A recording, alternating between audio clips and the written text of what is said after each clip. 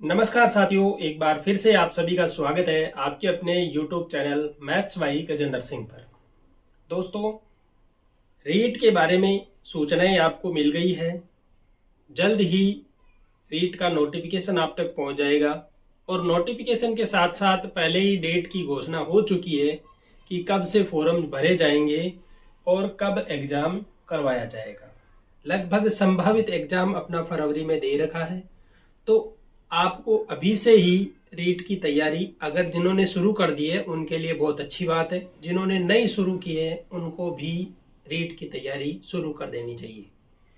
यहाँ हम समझेंगे कि रीट की तैयारी किसको करनी चाहिए। जिसने रीट पहले वाली दे रखी है, जो 2018 वाली रीट नहीं, इसके बाद जो रीट हुई है आपकी 2021 वाली, जो 2022 में हुई थी, ये अगर जिसने दे रखी है तो वह रीट 2022 जिसने दे रखी है और उसकी जो रीट क्लियर है उसको भी रीट का एग्जाम देना है। और उसे रीट का एग्जाम क्यों देना है, क्या अगर इस एग्जाम में आप फेल हो जाते हो तो फिर क्या होगा। देखो, अगर आप इस रीट में फेल होते हो और ये रीट आपकी पास है तो आप वैलिड हो, आप ये सर्टिफिकेट लगा सकते हो। नई वाली रीट ही क्यों दें।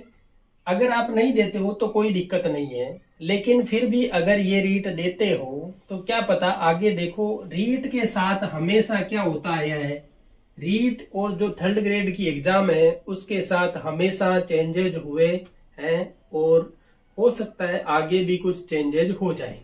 उस चेंजेज से अपने को बचने के लिए ये रीट भी देनी है। देखो, पिछली बार पहले सिस्टम ये था कि आरटेट आप देते थे और उसके बाद थर्ड ग्रेड का एग्जाम होता था। ठीक इसी तरह सबने नॉर्मली हवा में ले लिया था जब रीट आई थी, और लोगों ने सोचा कि रीट के बाद फिर से थर्ड ग्रेड का एग्जाम होगा, इसमें ध्यान नहीं दिया। और जैसे ही इसमें ध्यान नहीं दिया, वसुंधरा सरकार ने सीधा रीट के नंबर जोड़े और ग्रेजुएशन के नंबर जोड़े। रीट के उन्होंने 60% 70% लिए और ग्रेजुएशन के 30% नंबर लिए और सीधी मेरिट बना दी और थर्ड ग्रेड टीचर लगा दिए। फिर वापस कांग्रेस सरकार आई, उसने थर्ड ग्रेड का एग्जाम करवाया, रीट का एग्जाम हुआ, उसके बाद फिर से थर्ड ग्रेड का पेपर हुआ है। और अब की बार फिर से वही झमेला हो गया है, रीट आई है, आगे थर्ड ग्रेड का एग्जाम के लिए अभी तक कह रहे हैं कि एग्जाम करवाएंगे। इसके लिए भी बोला गया है कि ये आपका लाइफ टाइम वैलिड है, लेकिन फिर भी आपको अब जो रीट होगी वह रीट देनी है। तो क्यों देनी है मैंने समझा दिया आपको। देखो, दे देना जिससे आपके लिए, देखो थर्ड ग्रेड का एग्जाम दोगे तो भी वह सब्जेक्ट कुछ एक टॉपिक तो कॉमन मिलेंगे, और कॉमन मिलेंगे तो वो आपको फायदा ही पहुंचाएंगे। जो पेपर हुआ था, अब उसमें अपने पास सिलेबस आप सबके पास होगा। मैथ्स का सिलेबस अपने यहाँ पर होता है। कोई भी एग्जाम आई है उस एग्जाम से रिलेटेड मैंने मैथ्स के सवाल आपको करवाए हैं। जहां तक हो सकता है पूरी कोशिश की है कि उस एग्जाम का प्रीवियस ईयर के पेपर को देखते हुए टॉपिक को मैंने कवर किया है। एक टॉपिक को मैंने 2 से 3 बार भी समझाया है, और ये इसलिए समझाया है क्योंकि किसी एग्जाम में थोड़े ज्यादा टफ सवाल बनते हैं, किसी में थोड़े लो लेवल के सवाल बनते हैं। तो उन सवालों के लिए मैंने कोशिश की है प्रत्येक एग्जाम के अकॉर्डिंग आपके पास। अब रीट में भी अपने हैं जो मैथ्स आएगी, मैथ्स के साथ साथ साइंस भी आएगी। मैं बात कर रहा हूं जो साइंस मैथ से जो थर्ड ग्रेड देने की कोशिश कर रहा है उसके लिए, और लेवल 1 में सबके लिए है। लेवल 1 वालों के लिए तो मैथ्स आएगी। अगर लेवल 2 का कोई विद्यार्थी है और वह साइंस मैथ से अगर तैयारी कर रहा है तो मैथ आएगी। अगर वो एसएसटी से है तो वहां पर आपको मैथ से नहीं देखने को मिलेगी। तो मैथ्स के जो टॉपिक हैं उन टॉपिक पर अपन बात कर लेते हैं। सिलेबस पिछला वाला आपके पास दे रखा है, वो आप डाउनलोड कर सकते हो पीडीएफ। अगर नहीं मिलती है तो मैं अपने टेलीग्राम चैनल पर मैथ्स बाई गजेंद्र सिंह पर शेयर कर दूंगा, वहां से आप डाउनलोड कर लेना। इस सिलेबस को आप ध्यान में रखते हुए पूरी तैयारी करेंगे। सिलेबस में आपके पास घातांक वाले सवाल बनेंगे, गुणनखंड बनेंगे, बीजीय व्यंजक बनेंगे, और समीकरण से संबंधित है एक घातीय समीकरण, वर्ग, वर्गमूल और घन, घनमूल से सवाल बनेंगे। ये आपकी एक यूनिट है। साधारण ब्याज, चक्रवर्ती ब्याज होगी, अनुपात समानुपात का इसमें जिक्र किया हुआ है, और प्रतिशत जिसमें जन्म दर, मृत्यु दर और वृद्धि और ह्रास ये सब चीजें आएगी। साथ में अगर ज्योमेट्री की बात करें तो रेखा, कोण, रेखाखंड, सरल रेखा, वक्र रेखाएं और कोणों के प्रकार, ये आप इनसे सवाल पूछे जा सकते हैं। समतल आकृतियां जो है उनके में त्रिभुज, त्रिभुज की सर्वांग समता, त्रिभुज की समरूप, चतुर्भुज, वृत्त और बहुभुज के बारे में पूछा जा सकता है। और सरल आकृतियों का क्षेत्रफल और परिमाप की बात करेंगे तो त्रिभुज है, आयत है, समांतर चतुर्भुज है, सम चतुर्भुज और समलंब चतुर्भुज के बारे में भी सिलेबस में साफ साफ लिख रखा है। फिर पृष्ठीय क्षेत्रफल, घन, घनाभ और वृत्तीय बेलन के बारे में बोला गया है। इसके बाद सांख्यिकी की बात हुई है, उसमें आंकड़ों का संग्रह, वर्गीकरण, बारंबारता बंटन सारणी, मिलान चिन्ह और स्तंभ बार, लेखा चित्र, आयत चित्र, इनसे सवाल बन सकते हैं। पाई चार्ट का भी इसमें दे रखा है। इसके साथ ही प्रायिकता दे रखी है और फिर टीचिंग मेथड दे रखे हैं कि गणित की प्रकृति एवं तर्क शक्ति बताओ, पाठ्यक्रम में गणित की महत्ता बताओ, गणित की भाषा और सामुदायिक गणित के बारे में, मूल्यांकन का बारे में पूछा गया है, उपचारात्मक शिक्षण के बारे में बताया है और शिक्षण की समस्याएं हैं उनसे संबंधित सवाल पूछे जाएंगे। ये जो सिलेबस मैंने डिस्कस किया है ये सिलेबस सिर्फ और सिर्फ मैथ्स वालों के लिए है। ये लेवल 2 मैथ्स वालों के लिए सिलेबस है, वो मैंने डिस्कस किया है। अपने चैनल पर कोशिश की जाएगी कि साइंस की क्लासें भी आपको उपलब्ध करवा दी जाए। हो सकता है अगर पॉसिबिलिटी रही तो अपन जीके पर भी बात करेंगे आगे, क्योंकि 3rd ग्रेड का जो सिलेबस है उसमें आपके जीके भी आएगा। तो जीके पर भी अपन टाइम रहेगा या टाइम मिलेगा, जैसे जैसे अपन जीके पर सवाल जो मिलेंगे, प्रीवियस ईयर के जो सवाल है उन सवालों को रिलेटेड करते हुए अपन पढ़ेंगे। जो साइंस का सिलेबस दे रखा है उसमें सजीव और निर्जीव के बारे में है, सूक्ष्म जीव के बारे में है, सजीव में पौधों के प्रकार, विभिन्न भाग और ये सब दे रखे हैं, मानव शरीर और स्वास्थ्य के बारे में बताया गया है, जंतु प्रजनन और किशोरावस्था के बारे में पूछा गया है, यांत्रिकी में, फिजिक्स में आपके पास बल की गति के प्रकार और गति के प्रकार पूछे हैं, कंपन, आवर्त और कार्य ऊर्जा के बारे में पूछा गया है, ताप और ऊर्जा में आप तापीय ऊर्जा और ऊर्जा से संबंधित जो है उनसे सवाल बनते हैं, प्रकाश एवं ध्वनि, विद्युत एवं चुंबक, विज्ञान एवं प्रौद्योगिकी, सौर मंडल के बारे में, या फिर पदार्थ की संरचना, पदार्थ का प्रकार और विज्ञान की संरचना या प्रकृति कैसी है, ये सब टीचिंग मेथड के सवाल बनेंगे। तो साइंस और मैथ का सिलेबस है अपने पास। तो अभी तक जब आपको फरवरी में रीट देनी है तब तक आपके रीट में जीके का पोर्शन नहीं आएगा। साइकोलॉजी होगी, लैंग्वेज फर्स्ट होगी, लैंग्वेज सेकंड होगी और आपके पास मैथ और साइंस के सवाल होंगे। इन सब से आपको क्या करना है, पहले एक बार मुकाबला करना है, आपको रीट देनी है और रीट पास करते हुए उसके बाद आपका 3rd ग्रेड होगा, उसके अंदर आपको 3rd ग्रेड का जो सिलेबस है उसके अकॉर्डिंग पढ़ना है। तो अभी आप रीट के अकॉर्डिंग पढ़ें, रीट के अकॉर्डिंग आप अच्छे से तैयारी करें। रेगुलरली अपनी क्लास मिलती रहेगी अपने चैनल पर। मैं कोशिश करूंगा कि अब मैथ के साथ साइंस और कुछ जीके के सवाल भी आपको उपलब्ध करवा दिए जाएंगे, जिससे आपकी रेगुलर तैयारी बनी रहेगी। एक बात करेंगे कि आपको गणित कैसे पढ़नी है। देखो, बहुत से स्टूडेंट का ये सवाल होता है कि हम जब आप बताते हो तब तो हमें लगता है कि हमें ये टॉपिक आ गया, लेकिन खुद से करने बैठते हैं तो वह टॉपिक नहीं बनता है, उसके सवाल नहीं बनते। सवाल नहीं बनते मतलब टॉपिक नहीं बनता है। दिक्कत क्या होती है कि मैं जब पढ़ा रहा होता हूँ उस टाइम तो आपको मैं बता देता हूँ, तब आप लोग क्या करते हो, आप पेन और कॉपी अपनी नहीं लेते हो।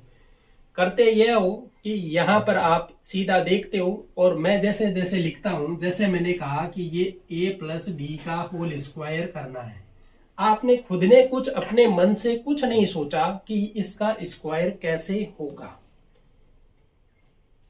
असल में होता क्या है कि सबसे पहली बात यह होती है कि आप अपने खुद से सोचना स्टार्ट करो, उस सवाल को खुद से करने की कोशिश करो, 2 से 3 बार खुद कोशिश करो कि ये पूछ क्या रहा है, क्यों ऐसा क्यों हो रहा है।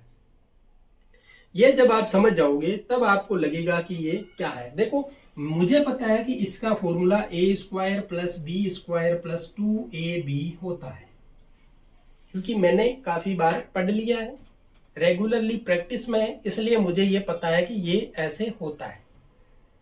अब आप लोग कहोगे, उस टाइम जब मैं पढ़ा रहा हूं उस टाइम तो आप कहोगे कि हाँ यार ये फॉर्मूला अपन ने 9th में 8th में देखा था, ऐसा ही ये फॉर्मूला होता है। उस टाइम तो आपने क्या किया, ना पेन उठाया, ना कॉपी में लिखा, ना आपने कुछ तैयारी की, बस जो मैंने बताया आपने देखा। और ये जो सुनने और देखने की जो क्षमता है ना, सुनने और देखने की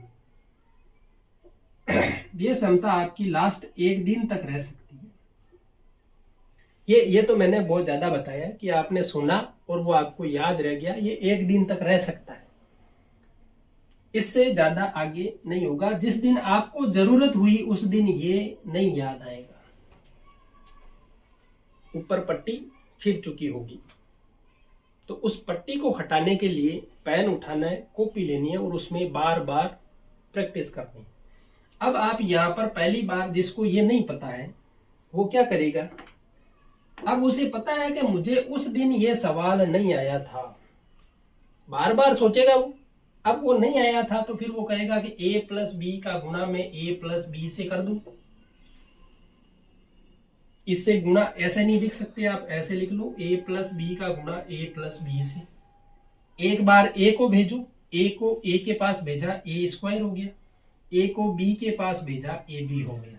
इस a का काम कंप्लीट हो गया इसके साथ। अब आप b को भेजोगे यहाँ पर तो ये हो गया a और b का गुणा ab हो गया और b का b से गुणा b स्क्वायर हो गया। फिर आप आगे देखोगे कि ये a square plus 2ab plus b square. अब ये चीज आपको याद रहेगी।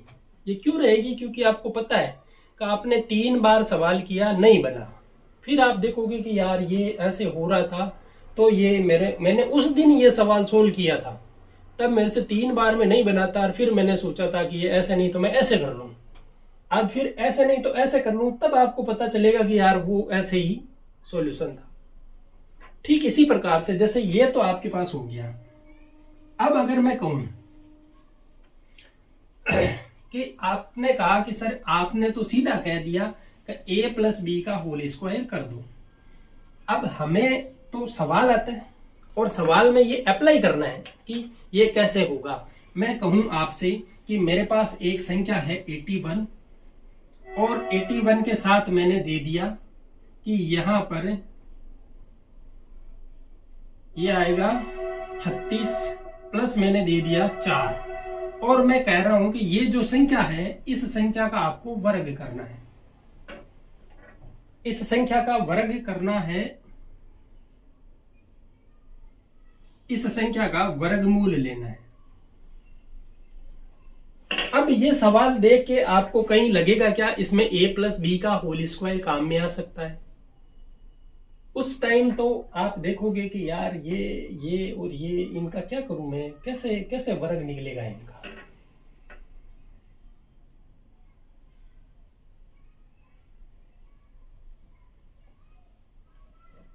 नहीं पता चलेगा। लेकिन अगर आप एक चीज सोचोगे कि ये किसी का वर्ग है, 2 का वर्ग है, ये किसका वर्ग है, 9 का वर्ग है, यहां पे आपको पता है 2ab अगर होता है तो ये a प्लस बी का होल स्क्वायर हो जाएगा। ये 2ab हो रहा है क्या, 2 इंटू 9 इंटू 2, 2 दूनी 4, 9 चौके 36 हो रहा है। मतलब ये देखो ये 36 को मैं क्या लिख सकता हूं, 2 इंटू 9 इंटू 2 लिख सकता हूं। अब आप लोगों के समझ में आएगा कि आपने ये क्यों लिखा ऐसे।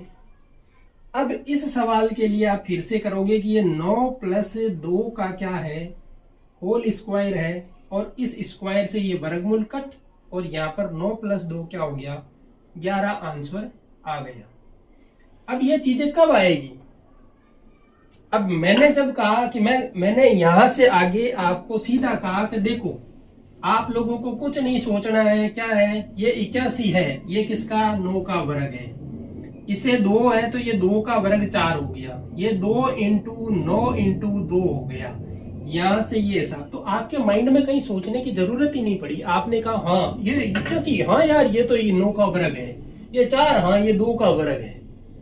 लेकिन ये तो मैंने बताया ना, आपका दिमाग बाद में काम किया है, और बाद में किया है तो ये दिमाग काम नहीं किया, सिर्फ इसने देखा है कि हाँ ये तो मेरे को याद था। ऐसा नहीं करना है, खुद से देखना है कि हाँ ये बनता है कि नहीं बनता है। मैं भी कह रहा हूं, आपके पास अगर कोई मैथ्स की गाइड है तो आप पहले उस गाइड को 2 से 3 बार, सवाल नहीं बनते हैं 6 नहीं बनते,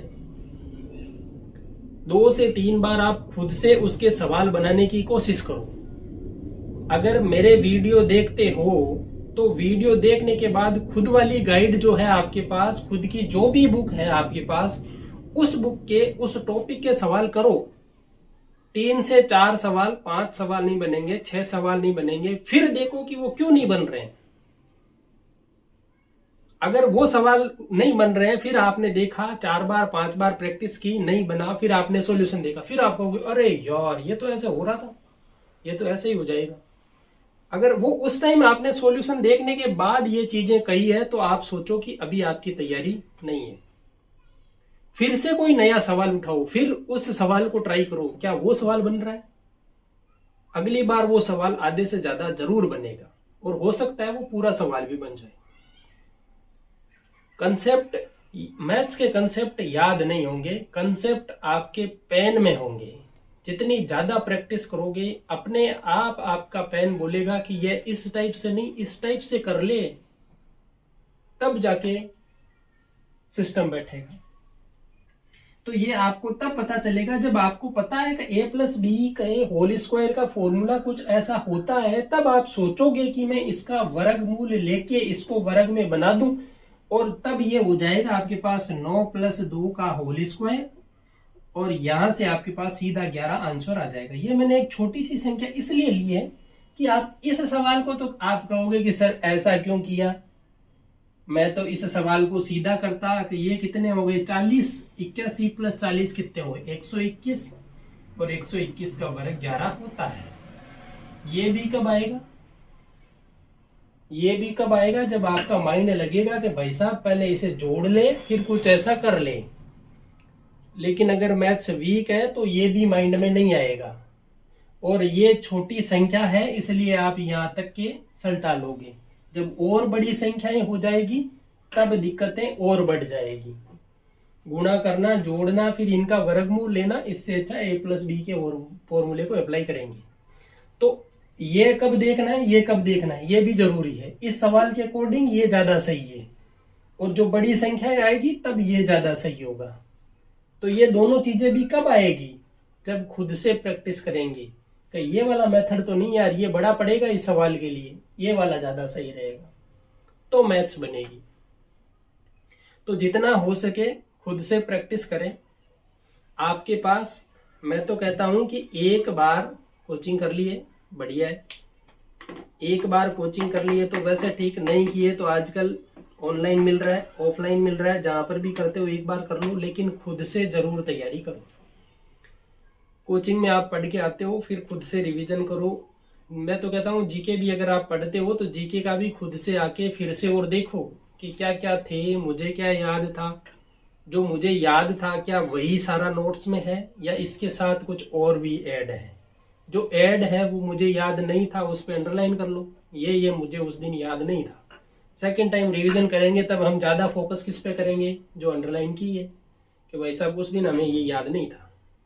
या फिर टॉपिक उठाने से पहले आप ऐसा करो कि उस टॉपिक के बारे में सोचो क्या क्या है इस टॉपिक में, उस टॉपिक की रूपरेखा बननी चाहिए, आपके माइंड में एक मैप बनना चाहिए कि इस टॉपिक में क्या होगा। वो मैप जब बनेगा तब आप सोचोगे कि मुझे क्या क्या पढ़ना है। और ये मैप बनाने के लिए पहले से देखना पड़ेगा कि आप जिस भी एग्जाम की तैयारी कर रहे हो उस एग्जाम में किस टाइप के सवाल बने, तो उस एग्जाम के प्रीवियस ईयर के क्वेश्चन है वो क्वेश्चन ज्यादा से ज्यादा सोल्व करो। मैथ्स के लिए तो है ही है फंडा, लेकिन अगर आप जीके में भी देखते हो तो ये ज्यादा बेस्ट रहेगा। तो आज के सेशन में ये बस इतना ही। रीट की तैयारी करो अच्छे से, 3rd grade, 2nd grade, 1st grade तीनों एग्जाम आएंगे, तो जिसके पास MSc MA जो है तो वो 1st ग्रेड की करें, MSc MA नहीं है, बीएड सिर्फ है, तो वो सेकंड ग्रेड थर्ड ग्रेड की भी कर सकता है। और BSTC वालों के पास तो एक ही ऑप्शन है, लेवल 1 की तैयारी करनी है। तो आप अच्छे से तैयारी करें। धन्यवाद।